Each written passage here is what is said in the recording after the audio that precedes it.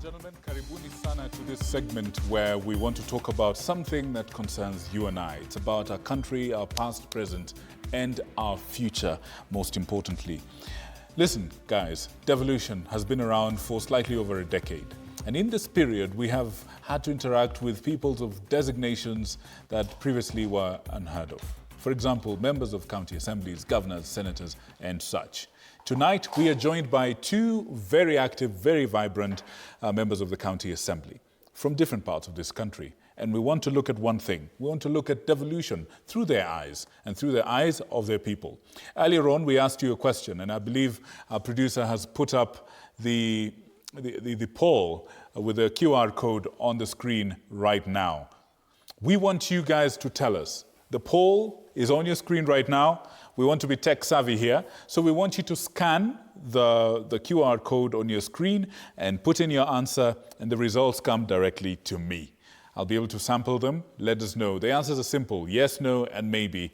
And I think on the screen right now, you should be able to see how the votes look like. The people who say yes to the question are about 75%, 77%. There you go. And it's still rising and it's still changing. No, we can see your number right there, 22.5%. And the conversation is still going on. There are very few that are on the fence. People who say maybe, very, very few. So it's quite clear, it's emerging to be quite clear what your answers are to this question. But I invite more of you to keep taking part in this conversation. Send in your feedback. I would also like our producers to put the number on air so that we can be able to sample your feedback live and direct as we proceed. Allow me to introduce the two that honored us with their presence tonight. Karibuni sana. They say ladies first, others will say ladies first, men before. I will introduce the lady first. Welcome, Madam Susan Mwende. Karibu sana. Asante. You're joining us from the Embu County Assembly. Yeah. How are things in Embu? They're good. Everything okay over there? Perfect. We're hearing some interesting things come from Embu. You should be able to testify on that in no time. And of course, we have from Chinga Ward, we have a gentleman who's well known to our viewers. Karibu sana, Honorable Kiruga. Thank you very much. Everything okay? Everything. Looking very sharp. Karibu sana. Thank you. Good evening. Excellent, excellent. Thank you. I have a quick question for you. Have you seen the question? Yes, sir. You've seen the poll? Yeah. Are those answers valid? Are they real? Now repeat, now that I'm here, just put across the question. Are MCAs capable of holding governors to account? Keeping them in check, oversight? Of course, definitely, I believe they are. But, you know, at times, people expect that keeping governors in check is having an heading wars with the governors, which is not what devolution was meant to achieve. Of course,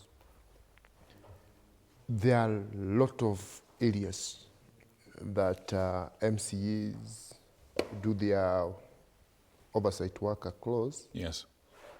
But they don't always have to be chaos. Because when MCAs are quarreling with governors, to some people that's when oversight is taking place. Right. While in the opposite, those fights could be very detrimental to the development in those countries that have been harming them. But just to help us understand and help our viewers understand, how exactly do you practice oversight within, you know, at the county level, at the county assembly? How do you actually positively or, you know, also critique the governor and making sure that everything is happening all right? You say it's not just the noise, it's not just what looks like the fights against the governors. So what does that actually look like? You know, basically governors lead entities comprising of CECs, chief officers, and the entire workforce in the county. All the workers working under the county government, you know, they are under the oversight of the county assemblies. That's right. So, MCAs oversight the budget making process, oversight the implementation of projects, question why certain things are happening the way they are happening, question why some things are not happening. You know, it's a whole spectrum of activities, you know, across the counties. Right. And MCAs don't just keep check on the governors. There's all those officials serving the public. That's right. They are under the oversight of members of the county assemblies. And normally what happens, and I remember even today afternoon we were discussing that in our assembly, whenever a matter is raised in the floor of the assembly, whenever a matter is raised in the committees of the assembly, that, you know, it automatically becomes the property of the assembly. Okay. Which is why, for example, I come from Odaya. If a matter is raised in Kieni, and it's of concern to the public, I am part and parcel of providing that answer, because as much as I represent the people of Shinga, I serve the people of the entire Nyeri County, and to an extent, I serve the people of the Republic of Kenya. All right. Yeah. Fair enough. I have a question for both of you, and I'd like you to start. Okay. Is devolution working? Yes. Tell me why. Devolution is working, and honestly speaking, devolution came to bring power close to the people, services to the people. Today, we've seen projects, new roads, unlike before devolution. We've seen health centers near our villages. We've seen borehole being drilled in our villages. We've seen youth facilities, digital hubs, not in all wards, but in some areas, being brought closer to the people. So I feel, to some extent, devolution is working. We are not there yet. The journey has started, but we've not yet arrived. Really? There are some gaps that needs to be worked on by the governors, the MCs, the leaders at the local government. Yeah. Talk to us a little bit about your own journey to first of all, just help us understand, and this is for both of you. Mheshimiwa, we'll come to you and you'll tell us whether you think devolution is working. But I'm interested in your particular case. Why did you think you wanted to serve through this particular role? Why did you become an MCA? First of all, I'm a nominated MCA to represent the youth of Embu County, and I believe I'm representing them well. For me, it's a learning process, being among the youngest MCs in this country. Right. Being in politics, and as a lady, it's quite challenging. Tell us why. A lot of things happen, critics and all that. I hope you haven't been asked to dance on stage. Maybe yes, maybe no. Okay. So for me, I was happy when I got the chance. I've learned a lot the last 2-3 years. Okay. But most importantly is working closely with my colleague here, who is a friend, and a third time for that matter. So excellent. For us first-timers, we are learning, and maybe in future we want to vie for those positional, better position.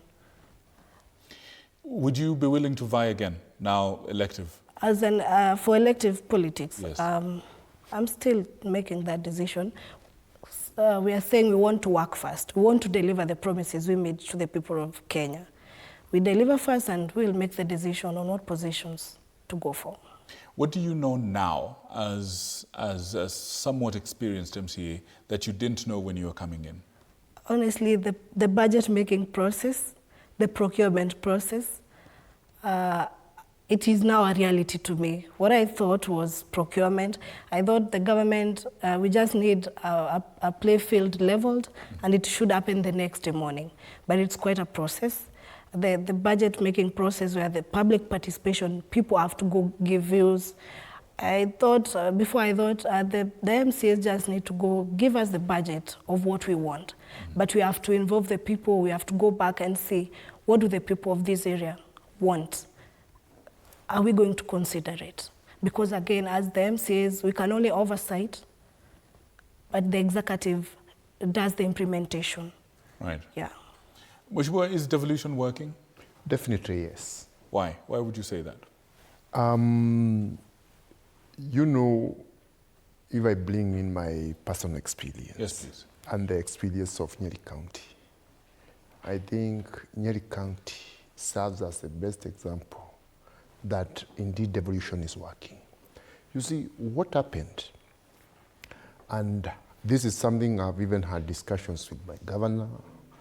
I've been telling him we may differ on other political matters, but in terms of devolution, Nyeri provides the best example of why devolution is working. You see, in our constituency, my MP was former President, His Excellency Mwai Kibaki, and may God continue resting his peace in eternal peace. And he was a good man.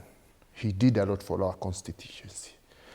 But somehow, we had, like, near the place I come from, a bridge connecting a sub-location called Gadera and Musharagi. This bridge had a road going all the way to a tea collection center. And people had built that tea collection center. Unfortunately, because of that bridge, factory lorries could not access that tea buying center. So what was happening? They were selling their tea in the bushes. And even the tea buying center, the iron sheets started rotting. But when I was elected as the area MCA for Shiga Ward, we sat down with the governor. And, we had the late Governor Akul, but he didn't last long, so Governor Motai came in. And we sat down with him. And we requested him, Your Excellency, you don't even know our wards better than us. So we would request, let us be identifying help you identify the projects or the areas where people have challenges. Then you implement as we oversight.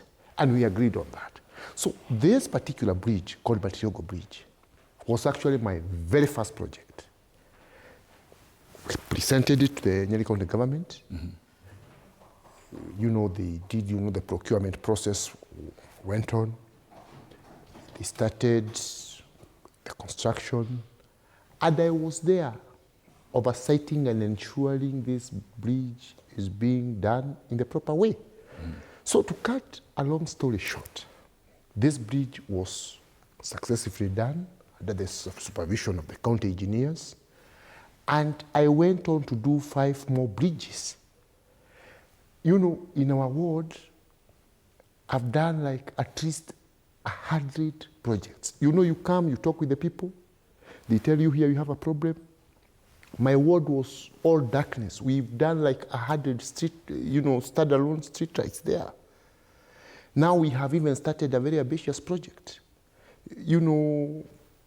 We are providing farmers with seeds. We are trying new techniques, farming techniques, whereby we even provide, on a pilot basis, we provide manure to farmers because we want to start new farming methods. You realize in the villages, there is a lot of cancer. When we do we do things people at times don't understand. But even to arrest the spread of diseases like cancer, you realize you have to change the way things are done. And that's why we are advocating for our farmers to change their farming techniques. So, in short, we have done a lot of projects on the ground. And I think this is the reason why, in my ward, for example, you remember the times of Baba Moi. Baba Moi could say, so-and-so should be elected or re-elected. But when multi-party came, it's the people who purely decide the kind of leader they want. In my ward, I'm the first MCA or councillor to be re-elected by the people. Is that so? Yes, and with the right side. Is that so? You find we were 12 candidates, we were 13 candidates. These 12, you added all their votes, they didn't manage mine alone. So what do you think is the reason why the people keep voting you? Because I work. I work, and by the grace of God, for example, when I was elected in Chinga, and now I was re-elected, my county have sent me to the County Assemblies Forum, where I'm a member for the Governing Council, where all the 47 counties meet, to deliberate on matters devolution. And again, in our party, the United Democratic Alliance, UDA, the party leader and the party, I was appointed to be the UDA national chairperson, within NEC of the UDA caucus. Right. Yeah, so you see, I work. Okay. I'm not praising myself, okay, but anyone who have worked with me right, knows I love work. All right. You mentioned something. I will come back to you on your experience interacting with other MCAs from across the country, especially not just at the caucus, but also at the forum. Yes. But Mheshimiwa, let me get some understanding from you. Just back to the issue of budgets. Yeah. Would you say that you're comfortable with how generally across the country county governments spend their money? Well, that's technical, but in my opinion, there's a lot to be done. And as a person who is a state officer, I think if we reduced some of the wastage is there, I cannot deny that. We've seen a lot of complaints on wastage. If we just reduce by 30%, that money goes to development. The mandamanos and demos we are seeing on the street, I believe such issues will be resolved. Actually, so, I mean, we received that. And one of the things you said earlier when we asked you about what's the biggest, lessons for you, from the time you came in up to now, you've seen county budgets. You've been privy to those procedures and those processes. Something that a lot of citizens don't ever get, that sort of insight. But now that you're on the inside and you're able to see, can you help? And Mheshimiwa, I want you to also jump in on this. Can you guys tell us, why are there so many stalled or ghost or overpriced projects in the counties? What's going on with the budgeting process? Why is there such a big deal of issues that are incomplete? If you actually see the budgeting process, where does the rain begin to hit the people? First, the citizens, most of them don't show up during public participation. But they argue that if they show up, their views No. don't mean anything. The common wananchi always view the public participation as a forum where they should be paid to attend.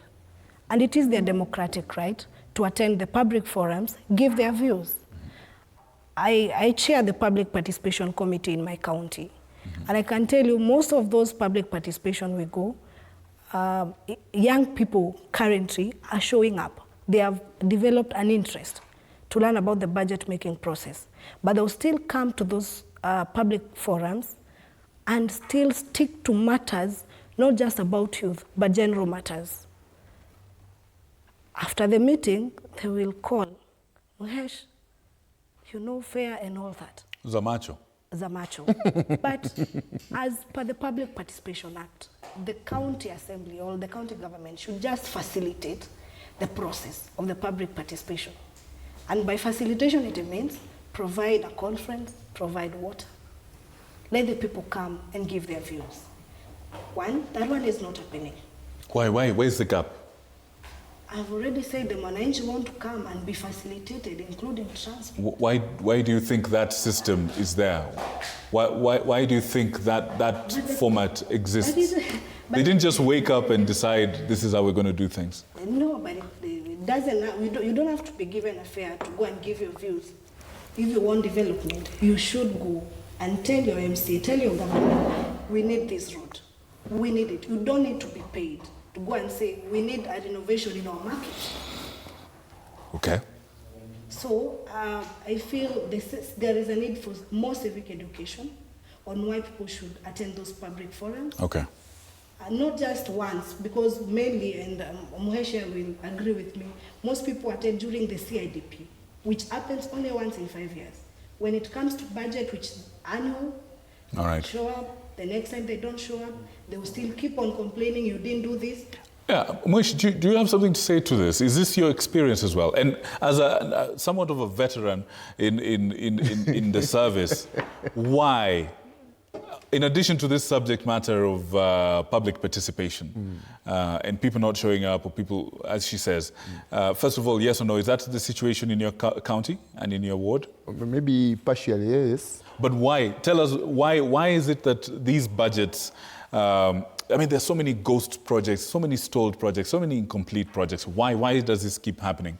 For example, in our county, I wouldn't talk of any major ghost projects there.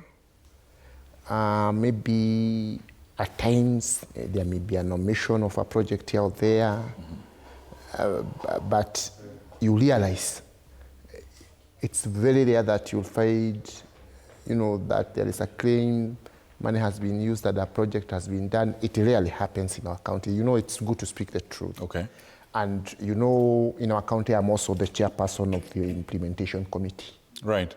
So I'm in charge of following through. Exactly. To ensure that any project we have allocated money is satisfactorily done for the benefit of our people. What score would you give your own county in terms of implementation? In terms of implementation, our county is over 80%. Really? In fact, even it could go up to 90, because normally what happens in our county. And that this has given a lot of impetus in fighting for the World Development Kit. What happens, we have that awards in Nyeri County. Every MCA, for example, this year, every MCA is supposed to go and discuss with the people in their ward. They have an allocation of 24 million shillings. So, as much as people will do, because it is good also to explain this. Yes, please. As much as there will be public participation, when you do public participation, at times, people will even bring projects worth over 200 million. You are the leader. Don't come telling us here about listening to the crowd. Where will resources come from? So, as the leader, you will lead your people in identifying priority projects that will fit within the budget of that 24 million. You see? And that's logic. It's not that you are refusing or something like that. For example, this year, in my ward, so that I bring you close to what I'm saying. Mm-hmm. In my ward, we have seen, we have a lot of challenges in the ECD classes. Mm-hmm. We have 15 of them. Each of them we have allocated 600,000 for repairs. That's 9 million. In my ward, we have one of the facilities called Galo Health Center. We need a staff housing there. You see, these are projects and several other projects there. When we talk of food security, we want to introduce varieties, that will help our people there. And we want the government money to be used to make that particular change. So the thing is, as a leader, because you will find people saying, oh, you should have done this, oh, you should have done this. But because you are the leader, and you have to work within a certain budget. And this is something I even learned from one of the best, His Excellency Mwai Kibaki himself. He would come there, he would tell us, it's good, I'm the president. You're asking for all these projects.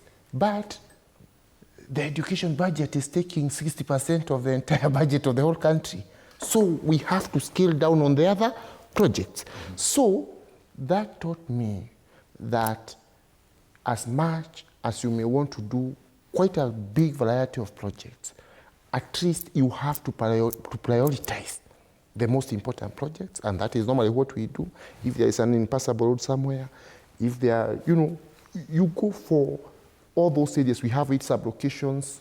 You want a project here in each of them.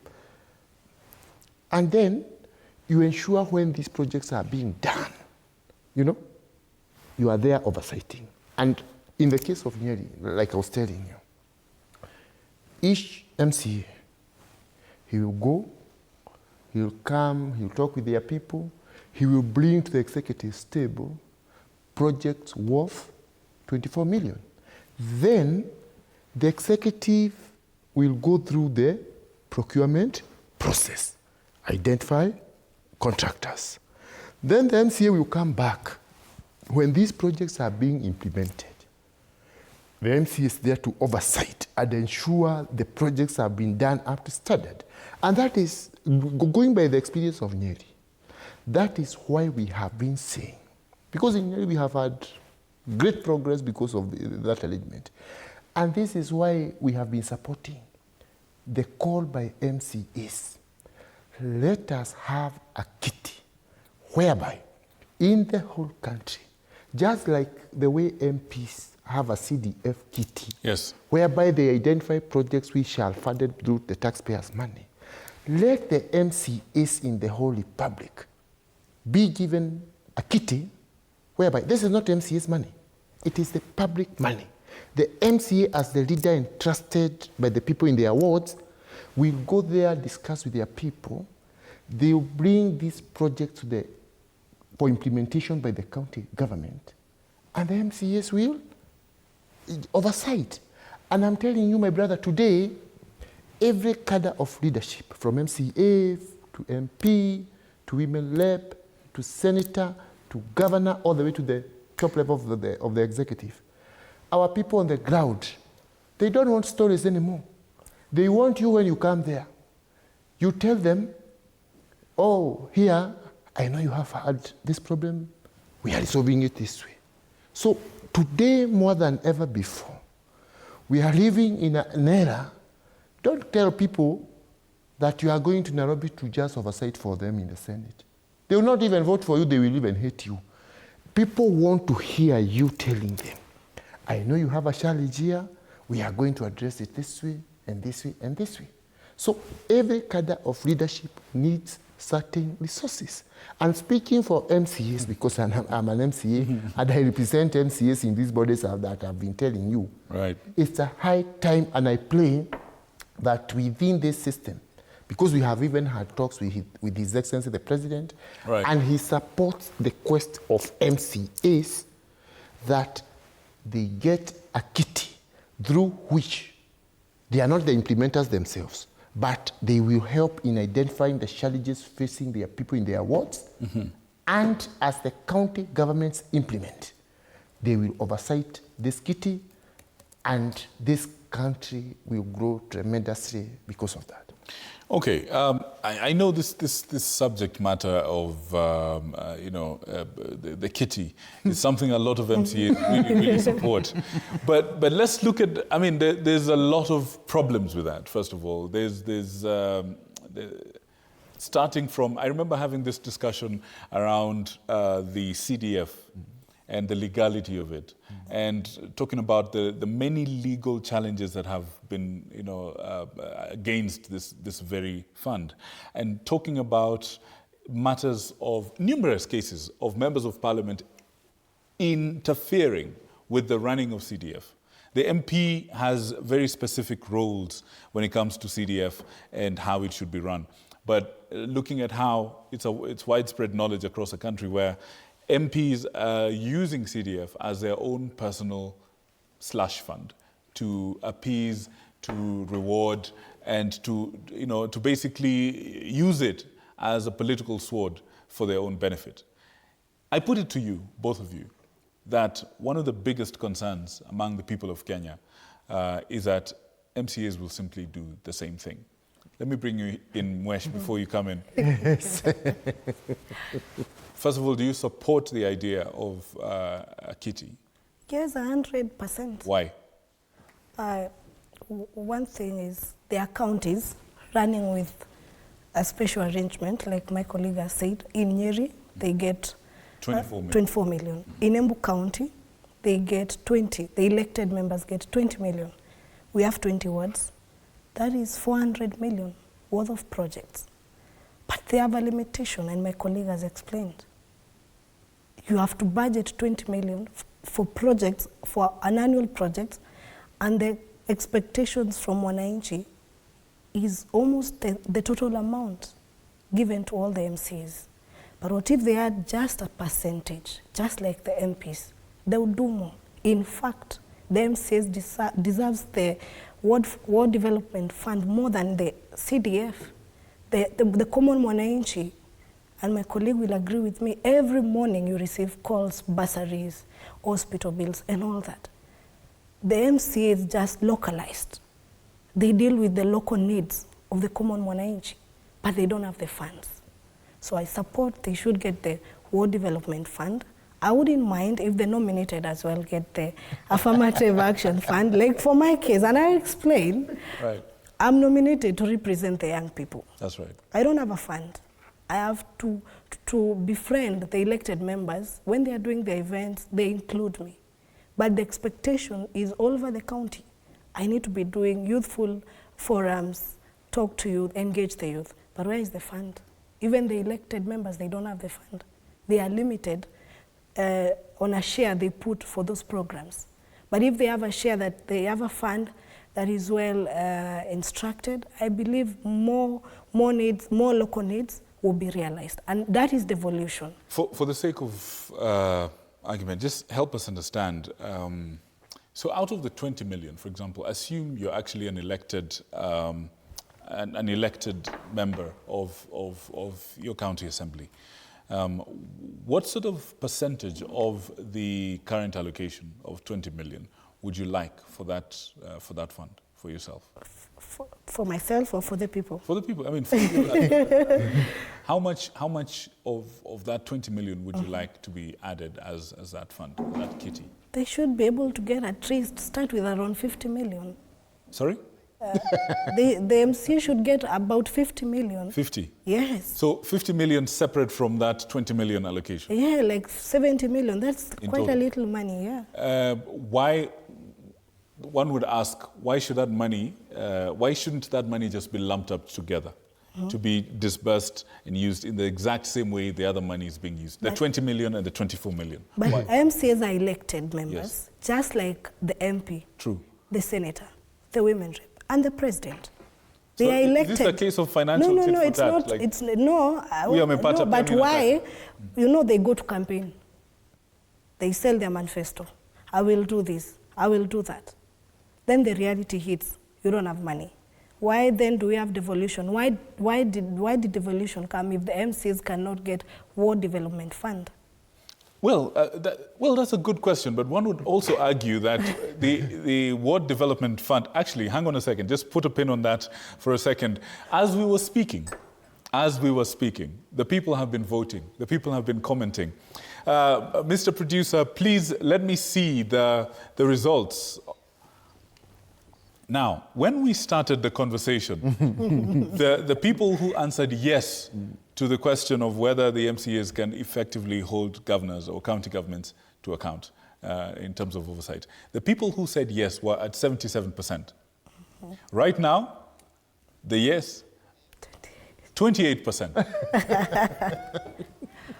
And now the people who actually disagree that MCAs can actually effectively oversight the county government and the county leadership are at over 70%, as you can see on your screen right now. There is something that I would like to say. Yes, please.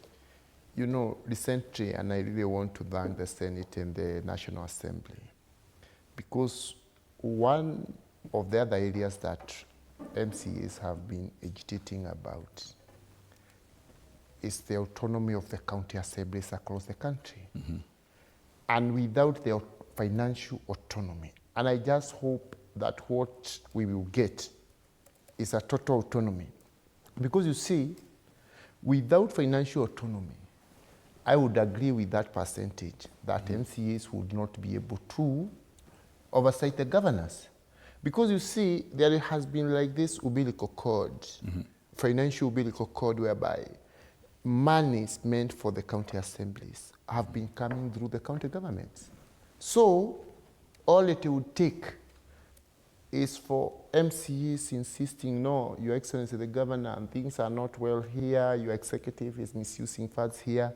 Then the CEC, who is an appointee of the governor and who can be sacked Right. at any moment if he goes against the governor, is instructed, can you switch off those taps that lead to the county assembly? Yes. And then MCAs will get they'll get into very serious problems. And that's why you realize with such an allegement, that allegement would practically turn MCAs, into servants of the governors. But with the financial autonomy of the assemblies, oversight will indeed become a reality. And on this issue, because you have asked us if MCUs get the word kitty, won't it be, for personal use of something? Yes, like that? there are those who fear that Look, the kitty would make you guys kings and queens in your... What I'm reiterating here is this kitty doesn't necessarily belong to MCAs. This is a kitty that belongs to the people and that is being operationalized at the world level, such that, we are talking about devolution. There is no need of devolving, governance all the way to the world level, and you are not devolving resources. So this is about devolving resources all the way to the grassroots level. And, there are checks and balances, right? Yes. The auditors, the Auditor General, the MCUs themselves. And again, I don't want to appear like I'm overpraising Nyeri, but the examples are there. I've told you in my ward, we've done 5 bridges, 5, right? Yes. Right at the moment, right now, something that you can come tomorrow and I take you there. We are doing a block of 4 classes at, or ECD classes at Kagogo Primary School. We are doing hospital or, health center renovations at Karudi Health Center. We've just completed a road called Gadimaine, Roidi Gadimaine, access road. We've done, we have marammed it. We've done several standalone street lights. My ward was total darkness. We have lighted it up. So the issue is this, my brother. It's not just like you are just spending money helter-skelter. In the CIDP, what people do when they come out, they list all the probable projects that can be done in that ward. You may find this, if all these projects are implemented in one ward alone, it would be over 500 million would be needed to do those projects. But now, because it is not possible to do that, what normally happens, during the ADPs, the CIDP covers the 5-year period. Now we have what we call the ADPs, the Annual Development Programs. So every year, you go back to the CIDP, and, for example, this 24... That's the one you're saying people only show up for that? Absolutely, in large numbers. Yeah, in large numbers. Yeah, so you are able to identify those projects that fits within your budget, and the MCA will oversight. People will be looking, is it happening? So it doesn't have to be a routing spree. No, the checks and balances are there. And I'm telling you the truth.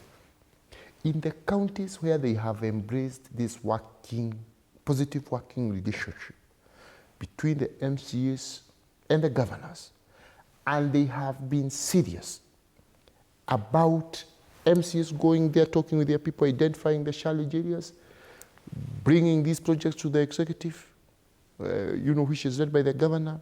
They implement the MCA's oversight. Work have been done. And what will be happening? For example, in case we get the ward development kitty, it is put into law. In our area, it is we will just regularize, the process. we are doing it already. We have a way of doing it, of ensuring the challenges affecting our people, we are getting to address them, and we bring them to the county government. So if we have a procedure or a process whereby we get the county or the county ward development kitty under the law, it will just be regularizing the process. And I'm telling you, it is the best thing that can happen in this country. Let me throw something to you guys. I hear you. I hear what you're saying, and Kenyans are listening. But there's also the subject, the matter of what do you actually do with the money that you receive? First of all, there's issues to deal with absorption rates. There's money that's given. How much of that money is actually used up for the very projects that you people are describing is a whole other matter. There's also what you referred to at the very beginning of your statement, which is leakages. And you're saying as if 30% can be stemmed, that the leakage can be stemmed, it would transform things. Can we talk a little bit more about what Kenyans might call the failings of the county governments and the MCAs in not just utilizing what they're given properly, but utilizing it to the best effect for the benefit of the people? Allow me to just put something small so that my sister can take over. Please. Let me tell you something here so that the viewer can understand and you yourself can understand. MCAs never, MCAs absolutely don't handle any monies. Absolutely. That should be very clear. Then... But you're involved in the process. Exactly. All right. Budget making. Precisely. Project identification. Precisely. Now the thing... And oversight on implementation. Yes, and oversight. But let me tell you something else. Okay. My studies, this word kitty should be between 30 to 50 million. Even similar to her. Yeah, we even we presented this to His Excellency the President. Now he told us okay, he said he's not refusing. But you realize hold on. Let's just do the math a bit. Yes. You said you guys in Nyeri it's 24 million per ward. Yes, and out of this, 16%. The 16% is VAT. It's fine. And for you guys, it's 20 million. 20 million, yeah. All right. So and they said there are 20. How many wards are there? 30. Yes. And for you guys? 20. So we're talking about, assuming you get your request, this is an extra for 30. If it's 50 million, we're talking about 100 and 1.5 billion actually. Yes. About 1.5 billion extra. And for you guys, 20. You said you're 20. Yes. 20. For me, I'm talking about if it is on the lower side, 30. Not anything extra. Let's aim for the sky. Yes. Let's aim for the skies. 50. So tell me something. Yes. Where is this money expected to come from, considering the economy that is stressed? And here's the other question on the side B. You remember side A, side B. This is the side B of that question. What are you guys doing in your own areas to promote something like, for example, the building of own source revenue? Counties needing to raise more monies from themselves to be able to fund their own operations. Yeah. Kenyans are already feeling weighed down. You know what I mean? Where is this extra money going to come from? Let me try and respond to that. Like my case in Embu County, yes. When we got there, the OSR, the own source revenue, was at 300 million. Yes. 2.5 years later, we are at 900 million. That is an improvement. So it means if we want to collect more, we will still collect more. It's possible. Because what we've done in Embu County, we've introduced systems. Our ECRA, the Embu Revenue Correction Authority, they are working on a system that blocks the leakages. And I believe in the next, by the time it's 2027, we will be up to 1.something billion. So if we are able to correct $1 billion, then why can't the MCAs get more for their ward fund projects? Actually, on that point, the extra that you guys were able to generate, how has it trickled down to the rest of the Mwananchi? How has that extra windfall been used?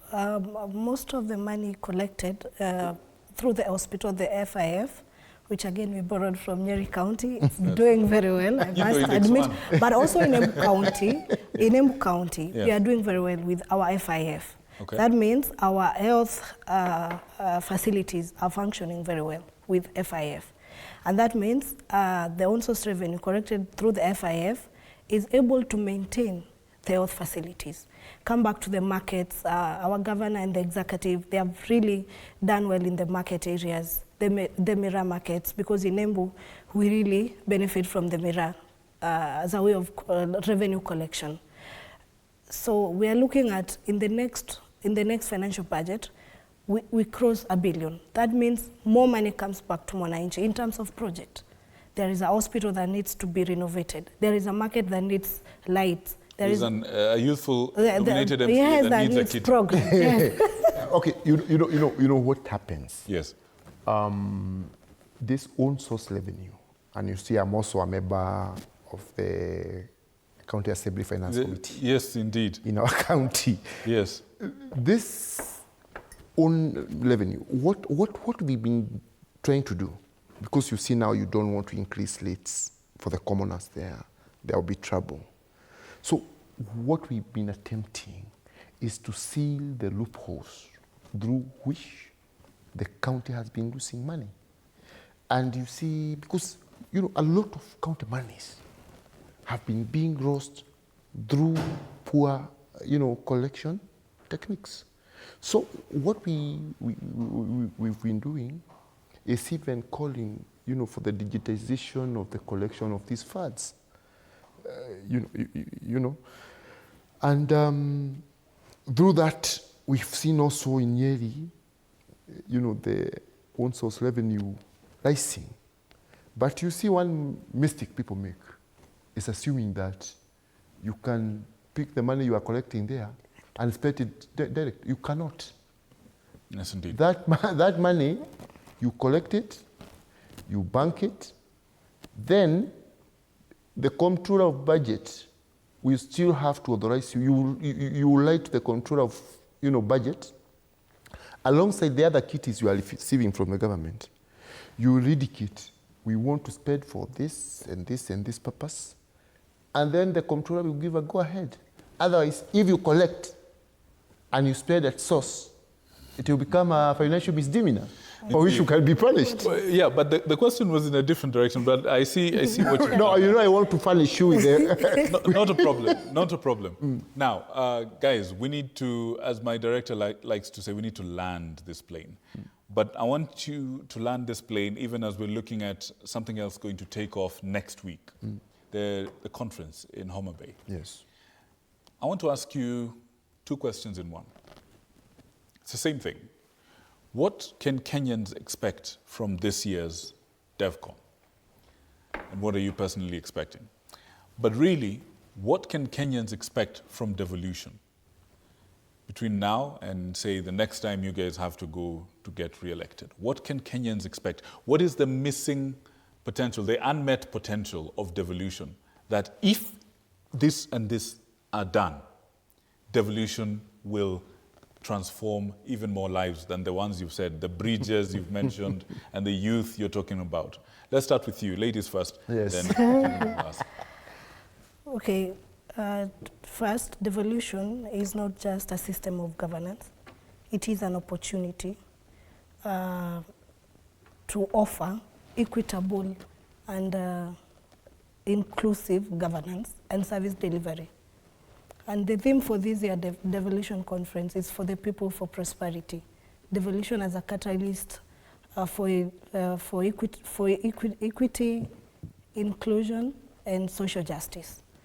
So for me, how I look at it in the coming days, I imagine where we will have digital hubs in all wards, sporting facility in all wards. That is the language the youth understand. We don't need to have youth rallying all the way to KICC for job opportunities. Yes, the offices have been decentralized, but the opportunities have not yet been decentralized. And that's why I started by saying we've started the journey, the devolution journey, but we are not yet there. The seed has been planted, but the fruit are still not within the reach, and especially for young people. If you look at most budgets for the youth departments, they are underfunded. Not because the executive doesn't want to fund more, But again, we go back to the issue of the equitable share and the own source revenue. So maybe in the near future, we will see more projects. And I pray that the National Assembly and the Senate will give the word fund, because again, if it's happening right now with special arrangement, what would happen? I think more would happen.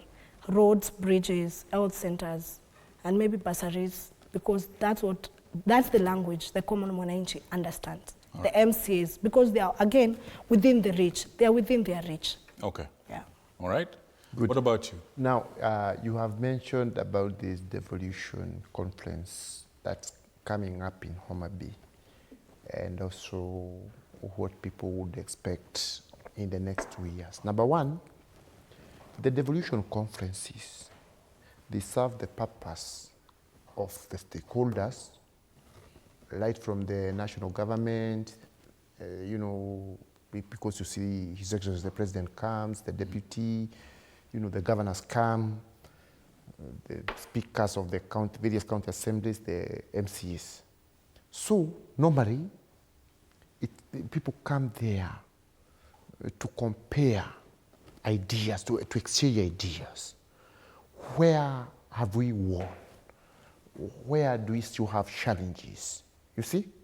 And the people come to ask, the country comes to ask itself, what can be done to enhance and improve on the various aspects of devolution? And so, as far as identifying the challenges, identifying the gains, that's what I expect to come out of that meeting. Then again, you may realize that what normally happens in the country, it impacts on all sectors. We've not been doing very well in terms of, the kind of politics we've been having. Okay. And it is affecting everything, including devolution. Right. And that is why some of us have been saying, this is not time for campaigns. Now we are campaigning. Are there any elections that are coming up in a month or two? No. And you realize, not only are some of the projects that are being, there has been a lot of distraction. Not only to the projects that have come up under devolution, but also some projects within the, Right. So we need to tone down. We can oversight the government, we can become opposition without resorting to these, distractions. Because you realize. So sorry to cut you short, sir. Yes. But what can we expect? I'm being told, I hear your point. Yeah. We take your point. Yes. Can you give us something to expect? Kenyans are watching. What can you tell them they can expect? From history. The next 2 years of development. Yes. From history, even the biblical history. Pessimists are cast. What about realists? Yeah, I'm a realist. And we've got great potential in this country. So we just need to focus on our positives. We avoid divisive and destructive politics. Otherwise, devolution is the best thing that happened in this country. We still have that capacity to identify the challenges facing the people, upon which they will then be implemented by the national government and, under the devolution.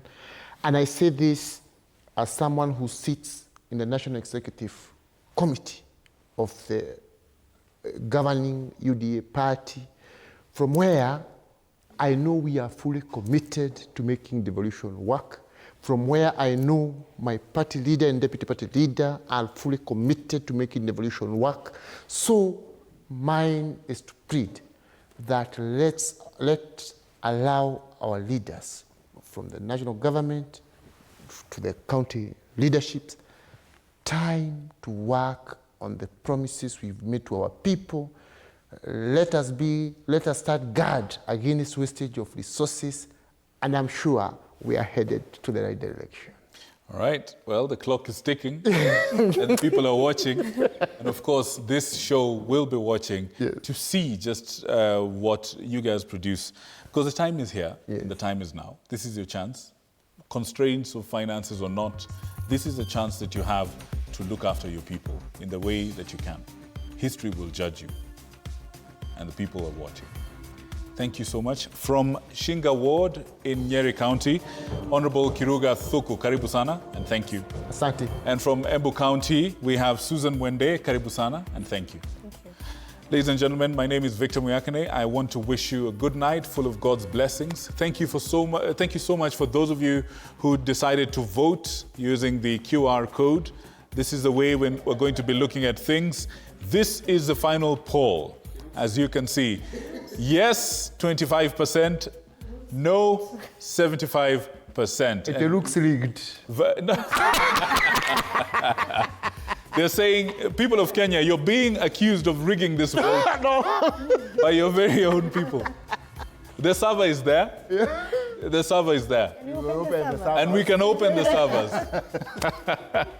Our IBC chair is in the gallery, and he has a conscience. In fact, his name is Conscience. And we shall be able to verify that. But thank you, and thank you, good people at home, for watching and sending in your feedback. We want to thank you so much for participating. May you have a good night and God's blessings. Thank you. All right.